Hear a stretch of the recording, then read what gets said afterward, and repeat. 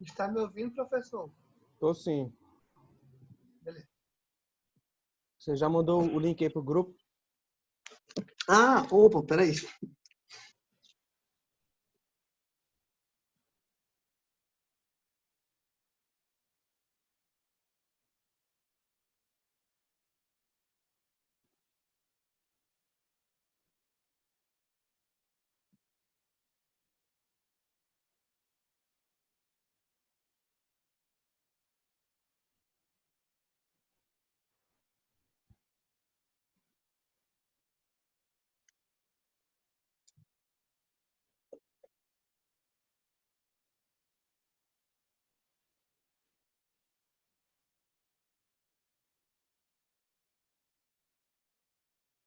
Vitor, tem um contato com o pessoal da fisioterapia aí também, tem?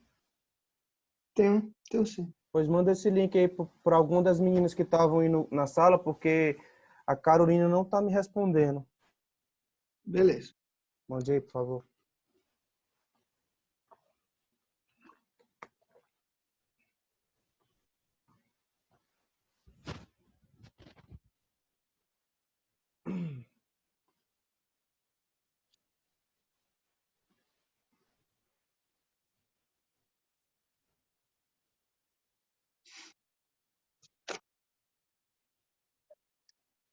E, Cláudia, é porque a Carol não está respondendo aqui ele, então para você mandar lá para o pessoal do grupo de física.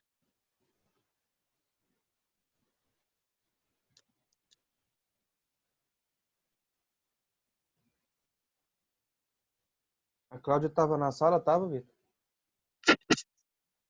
Quem? Ah, a Ana Cláudia estava.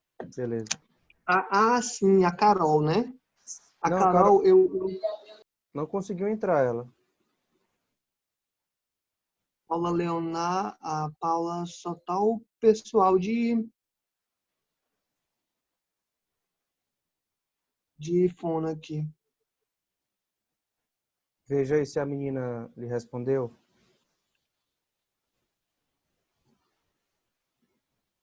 Tá perguntando se a senha é a mesma.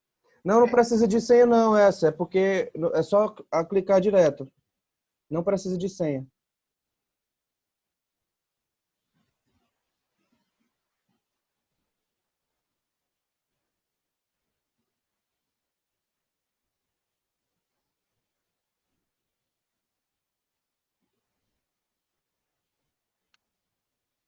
Deu certo? Uhum. Deu certo aqui, ela respondeu aqui. Pronto, estão entrando aí.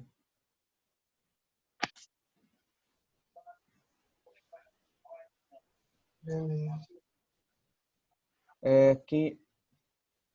Pessoal aí, quem tá com áudio, fala comigo aí alguma coisa. Só o Vitor que tá falando.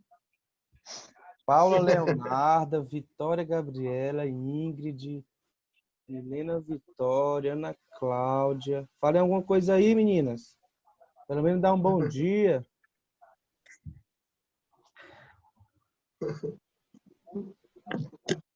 Bom dia. Olha, falou, bom dia, tudo bem? Bom dia. Bom dia, Paula. Bom dia. Bom dia para todos.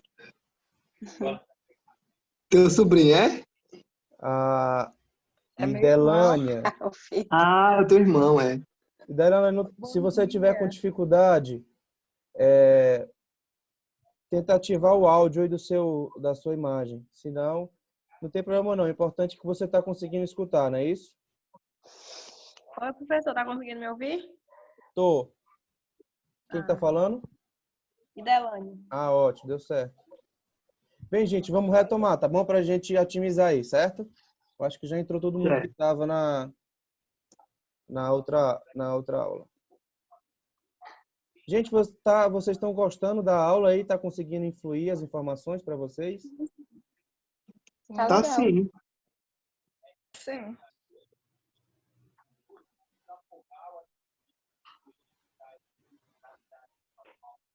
Tá, então,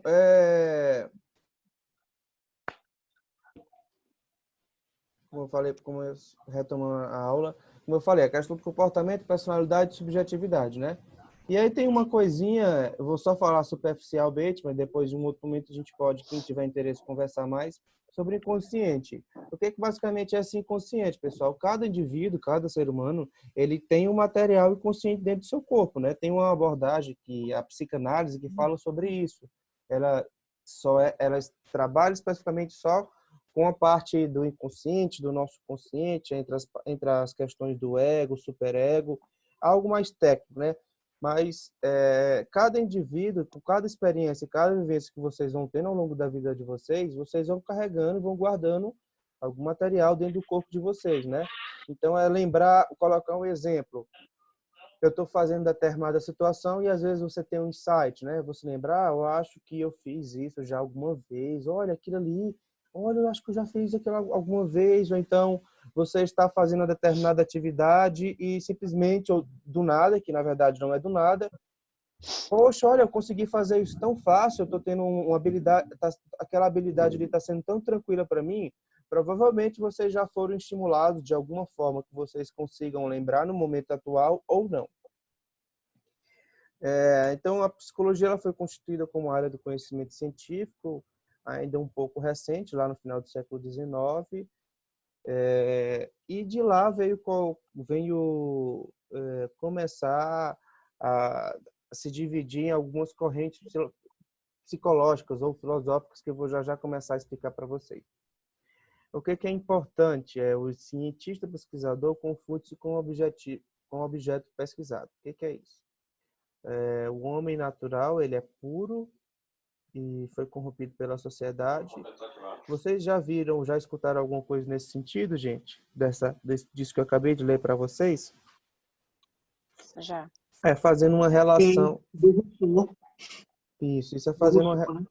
fazendo uma relação com todo o processo histórico do que a população, do que nós temos conhecimento. Então, o que é esse ser puro, né? Vamos relembrar algumas coisas até da própria, deixa eu ver qual área, pegando um pouco aí da biologia, da biogenética, algumas coisas nesse sentido.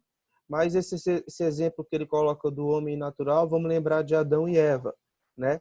Eles tiveram a opção de fazer o que era pecado ou não, tem o livre-arbítrio, né? E trazendo hoje um pouco para a nossa realidade, para o nosso contexto atual, nós temos inúmeras informações, nós temos inúmeros estímulos e muitas das vezes nós não conseguimos dar conta disso e se vemos às vezes muito cansados ou sobrecarregados ou pressionados diante de tanta coisa que está ao nosso redor. E aí muitas das vezes você toma uma atitude consciente ou inconsciente e isso pode ser algo bom ou ruim, né? Provavelmente também todos nós já fizemos isso em algum momento ou podemos estar aptos a acontecer com isso a qualquer momento da vida da gente. Não porque a gente não queira, não porque a gente não quer, mas depende muito do contexto que a pessoa está inserida, das situações que ela já vivenciou ou o momento atual que você está vivenciando. O homem como um ser abstrato que possui características definidas que não mudam a despeito das condições sociais de que está submetido. E aí eu pergunto para você, e o homem como ser dotado, determinado pelas condições históricas e sociais que o cercam. E aí eu pergunto para vocês, turma, diante do entendimento de que vocês têm, não da psicologia, mas do mundo e das pessoas, Como é que vocês percebem, como é que vocês veem essa relação? Nós nascemos, nós somos puros e somos corrompidos pela sociedade ou não? Ou nós somos totalmente abstratos? Ou só diz respeito às condições históricas e sociais? Como é que é? Como é que vocês veem isso, gente? Eu acho que é tudo junto. Quer dizer, mais ou menos assim, porque o homem ele nasce com as suas tendências, né? O boas ou más, o que eu penso. E aí, na sociedade, vai se, vai, digamos assim, dando os cliques, né? Como é que diz? Os ganchos, né? Que Aham. vão fazer com que ele é, mostre essas tendências dele, ou boas ou más. E Exatamente. ele pode ser mudado pela educação, né, dos pais e tudo, até a idade de adolescente e tudo mais, que é na infância, quando ele está bem mais moldável como se fosse uma argila, né? Que ele está mais moldado, mais moldável, né? Mais moldável para que os pais eduquem ele. Isso, E na exatamente. idade adulta já está mais difícil, né? Porque tem muitas tendências já cristalizadas. Então, para mudar, eu acho difícil.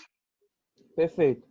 É importante você trazer essa reflexão, porque, assim, normalmente na fase da infância, da criança, normalmente primeira, segunda e terceira infância, é onde, quanto mais estímulo a criança, o indivíduo tem nesse momento, mais, como você falou, ele está moldável até o seu processo de construção, né? Para posteriormente ir lá contribuindo na sua transição na sua constituição da sua personalidade, na sua construção do que é certo, do que é errado, porque pense só, gente, o nosso estímulo vem de alguém. Normalmente na nossa infância, ou até boa parte da nossa vida, ou até o momento atual, é importante que você tenha uma figura de referência. Lógico, nem sempre isso acontece, mas em algum momento você teve. Seja se não for do seu pai ou da sua mãe, foi do tio, foi de alguém, foi de alguma coisa. Mas alguma coisa você teve como referência. Algumas vocês conseguem lembrar, outras não.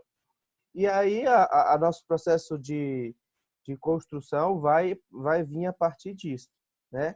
E aí, fazendo esse paralelo e dando continuidade aqui ao nosso assunto, a psicologia ela compreende e percebe o indivíduo, o homem, de várias concepções. E a maneira e uma forma que eles há muito tempo atrás, né, desde o século XIX, com os primeiros filósofos e cientistas, eles começaram a diferenciar ou começaram a ter um novo olhar sobre como avaliar e como perceber o homem. E é o que a gente vai falar sobre essas ciências psicológicas, que são as abordagens, né, que são as linhas de pensamento que cada indivíduo, cada pessoa vai tendo uma maior aproximação. Por exemplo, dentro da psicologia, a linha de pensamento que eu, Rodrigo, gosto e que eu trabalho também, lógico, e importante também, né, gente?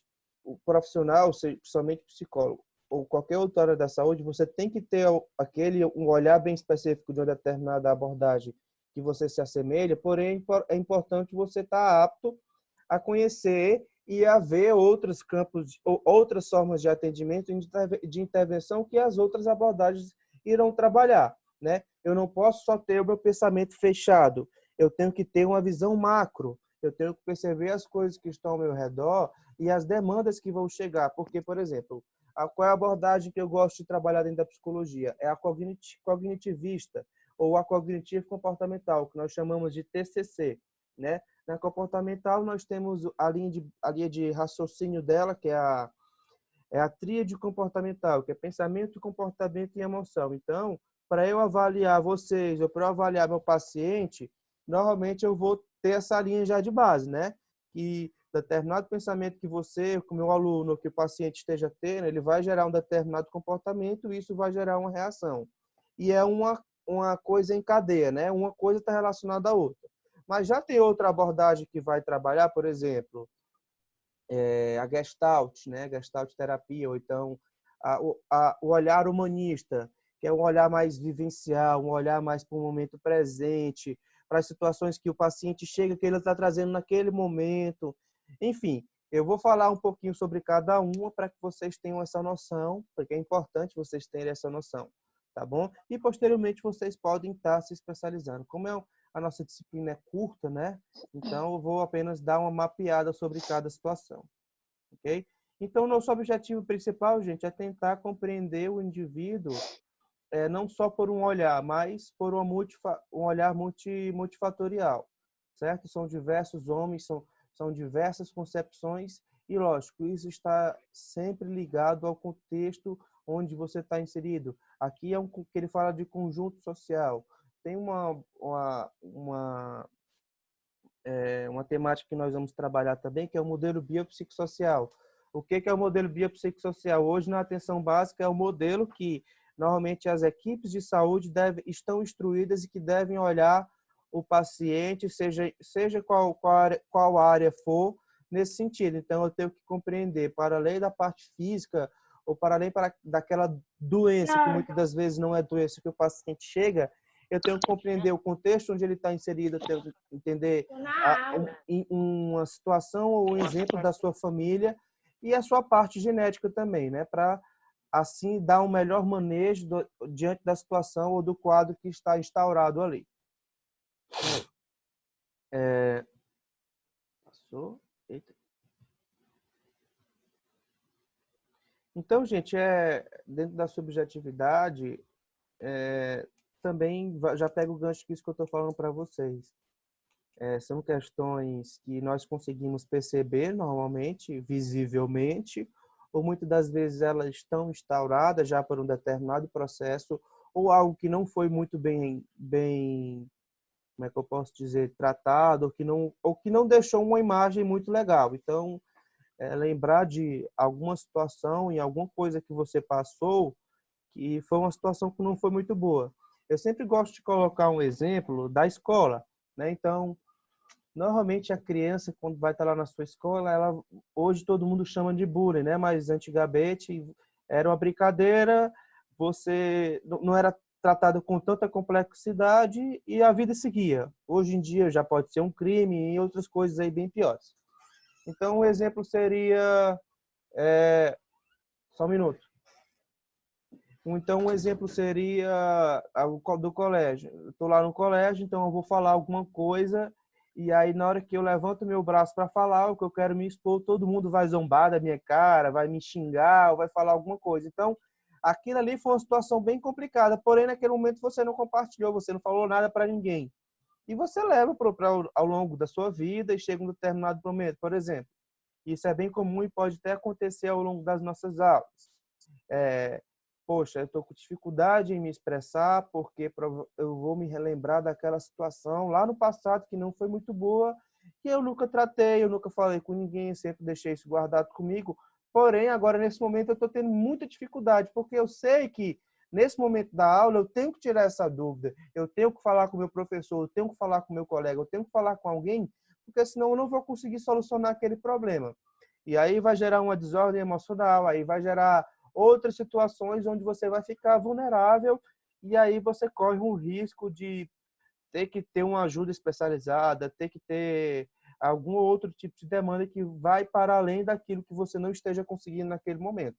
Entende? Então, algumas situações na vida da gente, pessoal, não é que a gente, como é que eu posso dizer?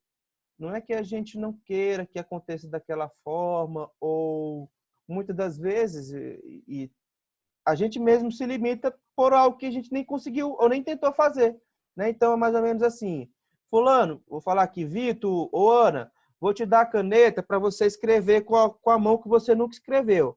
Aí a primeira coisa que você já fala para o seu consciente, eu não consigo. Não, eu não sei. Eu não faço ideia. Não, não dá certo. Então você já coloca um monte de barreira, sendo que você nem foi para ação. Então, que tal conseguirmos pensar o quê? Bem, o professor está me dando esse desafio, eu vou tentar. Eu vou pelo menos tentar e depois eu digo para ele se eu não conseguir ou não. Entende? Então pense só para quantas outras situações situações na vida da gente, a gente acaba generalizando esse comportamento. Então, bem, eita, apareceu aquela oportunidade de emprego. Ah, eu não vou, porque eu acho que eu não sou capacitado. Gente, vai lá, pelo menos tenta, vai pelo menos para entrevista, faz pelo menos o teu currículo, faz pelo menos alguma coisa. Porque o ruim, poxa, olha, vai passar um tempo, olha, eu acho que eu podia ter aproveitado aquela oportunidade. Aí você começa a sofrer, você começa a se angustiar, e aí começa a vir um monte de coisa que não é tão legal, que fica uma coisa bem negativa dentro de cada um de vocês, né? E é entender, gente, que essa compreensão e fazer o paralelo com o que eu expliquei também do olhar da cognitivo comportamental, né? É o homem-corpo, o homem-pensamento, o homem-afeto, o homem-ação. Para além de uma tríade comportamental. É um contexto onde tudo está inserido. Então, aquilo que eu penso, aquela maneira como eu me coloco, aquela opinião que eu tenho, então, isso vai emitir alguma coisa, vai acontecer alguma coisa, porque as coisas não acontecem do nada. Então eu não posso dizer, eu estou com medo porque simplesmente eu estou com medo. Não, você está com medo porque está acontecendo alguma coisa. Você pode estar conseguindo identificar ou não, mas alguma coisa está motivando aquilo. E lembrar, gente, que toda ação ela gera uma reação, né? Uma lei natural, é a lei da física, ela está mais que comprovada. Se você faz algo, alguma coisa vai voltar para você, gente. É natural. Não tô nem aí, não me importo. Tudo bem, se você não se importar, uma hora vai vir, gente. É como eu falei, é uma lei natural, é uma lei universal.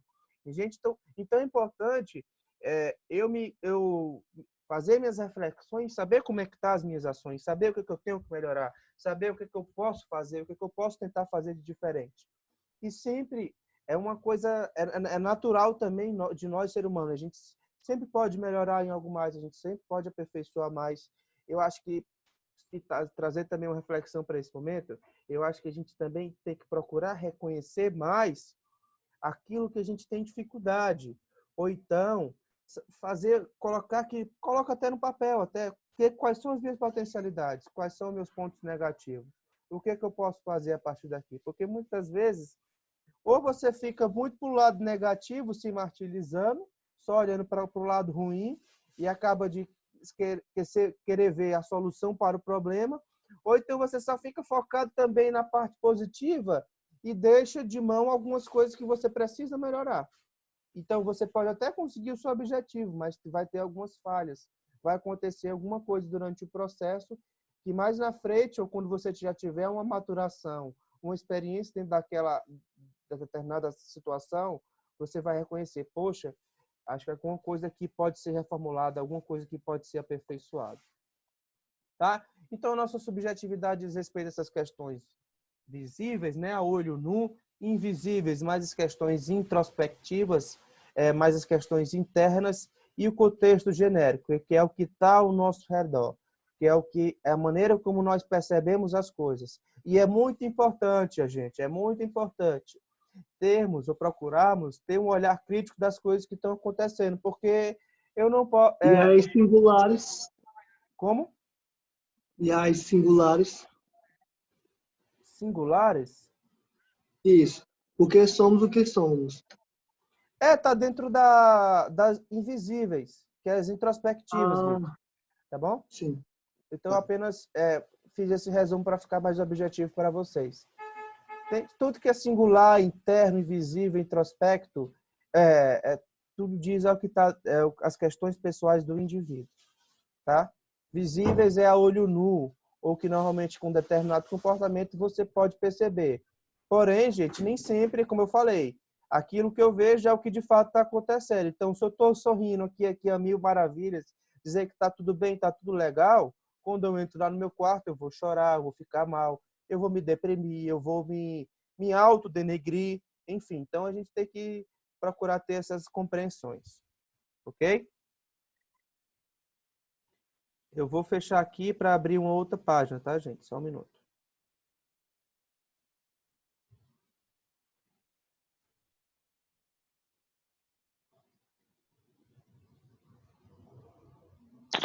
Estão compreendendo, gente? Está fazendo sentido para vocês?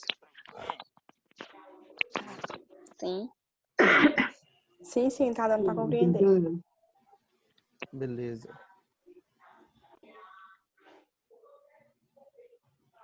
Deixa eu só mudar aqui a aula. Delane, cadê você? Não, mulher, sem mostrar o rosto, pelo amor de Deus. Gente, mostra aí, tô com saudade de vocês. Apareço, gente, não tem problema não.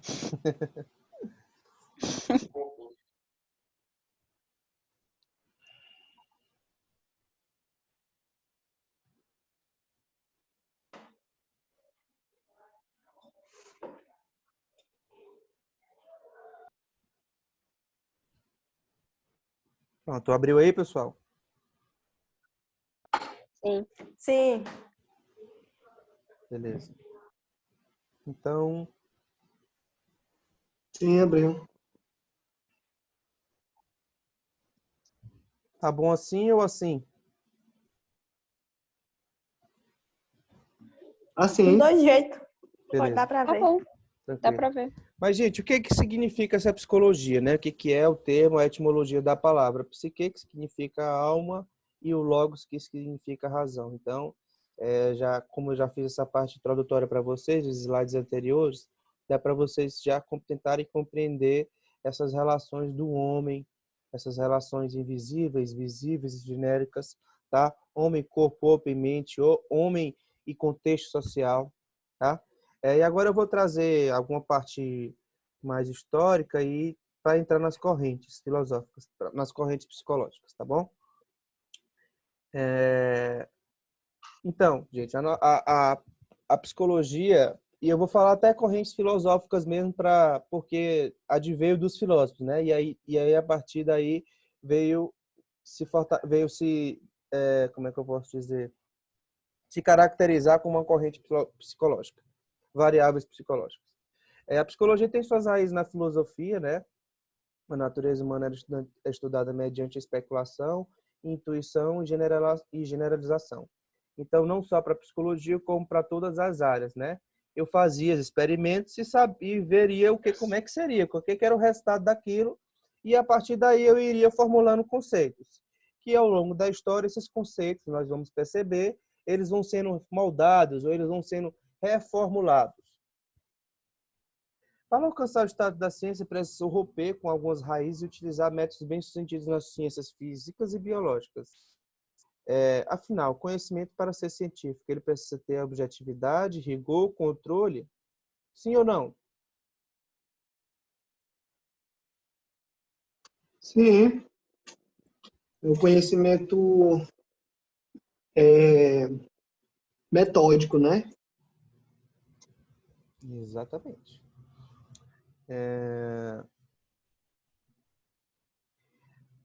Esse material eu vou compartilhar com vocês, tá? Mas já anotem, esse slide, ele é muito importante, vocês precisam deixar eles aí bem... É um dos conteúdos que se cobra em prova. Então, qual o marco histórico da psicologia, né? O Willy Wundt, que ele que fez, ou ele que fundou o primeiro laboratório de psicologia experimental, lá em 1875, na Universidade de Leipzig, na Alemanha. Né? Então, a partir daí, né, como eu falei lá, desde o final do século XIX, que começou a se dar e se enfatizar as primeiras correntes psicológicas. Então, o que que ele queria? Qual era a proposição dele? Seu principal objetivo de estudo era a consciência. E o método, ele utilizava um método de introspecção, ou um método introspectivo. E o que era essa consciência? Conhecer os elementos mais simples da consciência, como as sensações, através da introspecção controlada, que consistia no laboratório de observadores treinados a descreverem as suas experiências conscientes acerca do tamanho, da intensidade e a duração de vários estímulos físicos. Então, um exemplo para vocês tentarem compreender. Se eu quero medir uma introspecção, uma determinada sensação do indivíduo, é simplesmente você juntar, eu colocar, tá todo mundo na sala, então eu vou dar um beliscão em cada um de vocês. Cada um vai ter uma sensação, vai reagir de uma forma diferente. Tem pessoas que vão reagir iguais? Iguais, entre aspas. Teoricamente ou visivelmente, elas vão ser iguais, porém, dentro do seu corpo, dentro do seu introspecto, vai ser de uma forma diferente. Compreendem? É o que nós chamamos dessas experiências conscientes. Porque, por exemplo, eu não vou sentir dor quando eu sinto beliscão. Então, eu fico de boa, minha cara, eu fico normal, mas por dentro eu posso estar sentindo uma dor muito grande, que eu consigo estar percebendo naquele momento ou não. E depois que o Wundt começou a fazer esses experimentos, outros pesquisadores e foi começando a se disseminar esses conhecimentos lá pela América, né? América do Norte, e depois se disseminou para a parte da Europa. E aí foi principalmente lá para os Estados Unidos.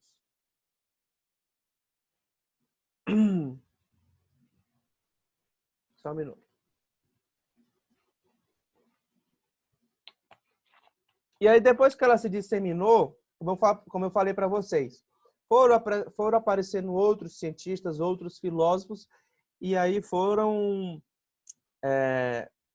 se caracterizando no que a gente chama de escolas de pensamento. Essas escolas de pensamento é aquilo que eu falei para vocês.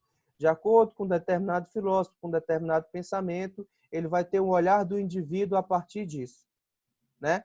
Então, essas escolas de pensamento foram se formulando esses grupos de pensadores e pesquisadores que tinham como objetivo principal compartilhar ou ter uma orientação teórica. E aí foi começando a se dividir essas correntes, né? Essas abordagens dentro da psicologia. Gente, nós temos 10 minutos.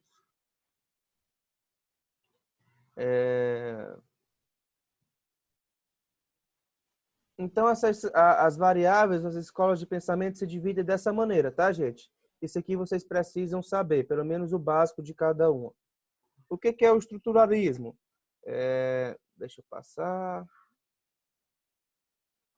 O estruturalismo, ele veio desse filósofo, né, pesquisador, Eduardo Titchener. Ele foi um dos estudantes, foi um dos aprendentes do professor Wundt, e ele propôs o estruturalismo, que pretende analisar a consciência nas suas partes constituintes para assim determinar sua estrutura. Então, pense só, vamos lembrar, Wundt, ele com a sua proposição inicial era tentar compreender a consciência, ok? Já o Titchener, que foi o seu aluno, ele começou e veio com a proposta de fazer uma estrutura dessa consciência, né? Então, seu principal objetivo foi tentar formular, tentar fazer uma estrutura. O que seria essa consciência? E o método que ele começou a fazer foi uma introspecção qualitativa. Já o professor Wundt foi uma introspecção... deixa eu ver...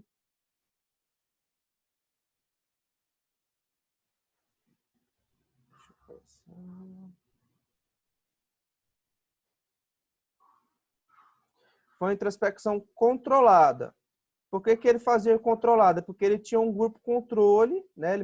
Possivelmente ele mediava ali com uma certa quantidade de pessoas para depois ele saber ou ele medir o que iria acontecer diante do estímulo que ele estava colocando ou diante da situação. Já essa introspecção qualitativa, os aprendentes ou as pessoas que participavam dos experimentos, eles descreviam o seu estado consciente após os sujeitos dar o estímulo. Então, o exemplo inicial que eu falei, eu dei o beliscão, visivelmente eu sorri, fiz roncar, alguma coisa. Isso foi o que Wundt tentou fazer primeiramente. Já o Titchener, ele quis saber como era que essas pessoas sabiam. Então, eu dava o beliscão e eu falava, Vitor, fale o que você está sentindo, descreva isso. E aí eu começava a descrever, vocês iriam falar inúmeras situações para eu conseguir mapear. que é o que ele queria, que é o que ele estava tentando fazer, essa estrutura. Então, o que ele possivelmente começou a descobrir? Além das sensações, tem pensamentos, tem sentimentos, tem questões biológicas, tem questões neurológicas, dentre outras situações. Estão conseguindo compreender, tá, gente? Ou alguma dúvida? Ok. Depois veio o funcionalismo. O que esse funcionalismo tentou Já deu pra trabalhar? entender. Beleza. O que o William James tentou trabalhar? Ele investigou a utilidade, a função dos processos mentais para o organismo nas suas permanentes tentativas de se adaptar ao meio ambiente. Então, da mesma forma, já agora, gente, é uma observação, ok? Cuidado, memorizem bem esses aspectos. O Wundt e Titchener, introspecção. Já vamos mudar aqui para o funcionalismo, é mais observação. Então, ele tinha também como seu objetivo a consciência, de uma maneira geral, e dentro dessa observação, ele tentava ver técnicas de obtenção de resultados, como a pesquisa fisiológica, testes mentais, questionários e descrições objetivas do comportamento. Então, o que nós já podemos fazer? Ele já colocou, já como ele quer saber qual é a utilidade, qual é a função, então, por exemplo, se eu estou sentindo uma dor ou uma sensação de alegria, o que isso está gerando dentro da minha parte neurofisiológica? Provavelmente está liberando ou está estimulando mais uma área cerebral, alguma coisa do tipo. Então, ele fazia testes, questionários, e a partir daí iriam fazendo essas descrições, com o objetivo de mapear e estruturar mais o que é o contexto da consciência. Nesse caso específico, ele queria sobre a utilização e sua função. Utilidade e sua função. Associacionismo. Edward Tordek foi o que ele fez. Ele elaborou uma teoria objetiva e mecânica da aprendizagem, que se concentra no comportamento manifesto. Ele teve um marco porque ele que foi um dos primeiros cientistas a estudarem o comportamento do animal mesmo, né? Fazer experimentos com animais. Né? Então, como vocês estão vendo, ele foi importante pesquisador no desenvolvimento animal. Então, eu acho que vocês já devem ter percebido, ou já devem ter visto, que hoje muita parte da ciência, inclusive dentro da psicologia, qual é o animal mais utilizado para fazer experimento, gente? É o rato, né? Exatamente, é o rato. Na psicologia, nós temos uma disciplina chamada análise do comportamento, que ela tem a primeira parte técnica, a parte teórica e depois a parte prática. Na parte prática, nós vamos para um laboratório onde nós vamos estimular e extinguir comportamentos de um rato. É uma experiência muito legal. Então, ele veio com essa proposta, né? Do comportamento aprendido. O que é esse comportamento aprendido, gente? Vamos supor, vamos colocar eu, Rodrigo, eu nunca experienciei aquilo. Então, eu nunca fiz determinado esporte. Então, eu nunca joguei bola. Beleza.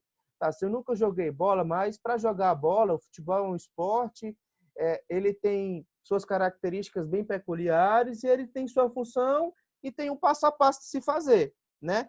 Então, o que é que o Tordnik tentou fazer? Através de experimentos, ele estava tentando ver se era possível eu gerar um estímulo novo para o rato ou para qualquer outro animal e saber se esse animal era capaz de assemelhar, de ele compreender aquilo que eu estou tentando colocar.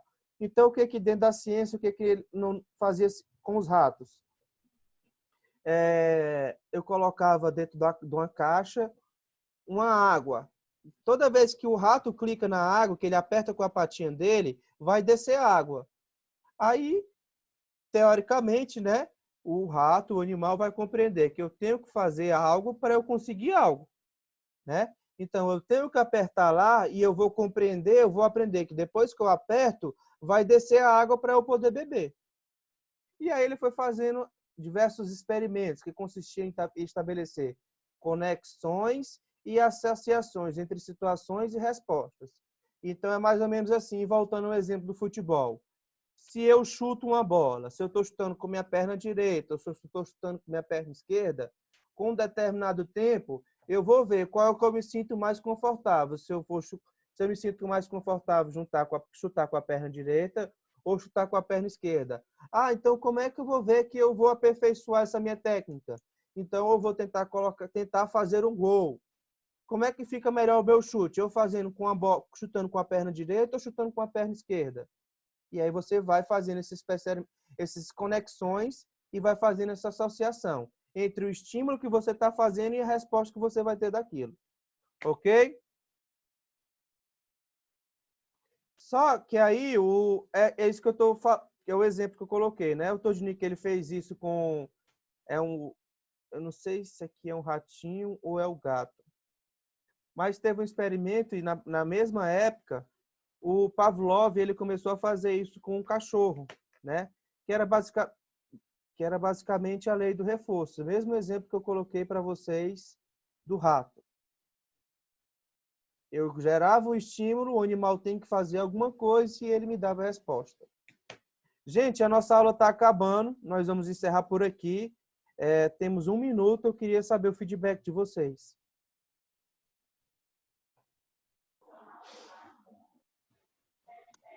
O senhor vai disponibilizar os slides? Sim, e a nossa aula, gente, ela vai ficar gravada. Depois eu vou colocar no Fica Ava, gravado, tá bom? né? Isso. Viu? Beleza. Ok. Gente, Certo, é isso. professor. Amanhã nós temos encontro. Nós podemos marcar amanhã para 9 horas ou 9h30. 9h30, Acho que 10 horas. 9h30, tá bom. 9h30.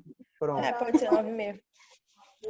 Então tá, gente. Um abraço, tenham um bom dia. Qualquer coisa, vão falando aí com o Vitor ou com a Carol e vão me passando algumas orientações ou dúvidas que vocês tiverem, tá? Tá Tá bem. certo. Tchau, gente. Ah, o senhor vai colocar Dia. esses slides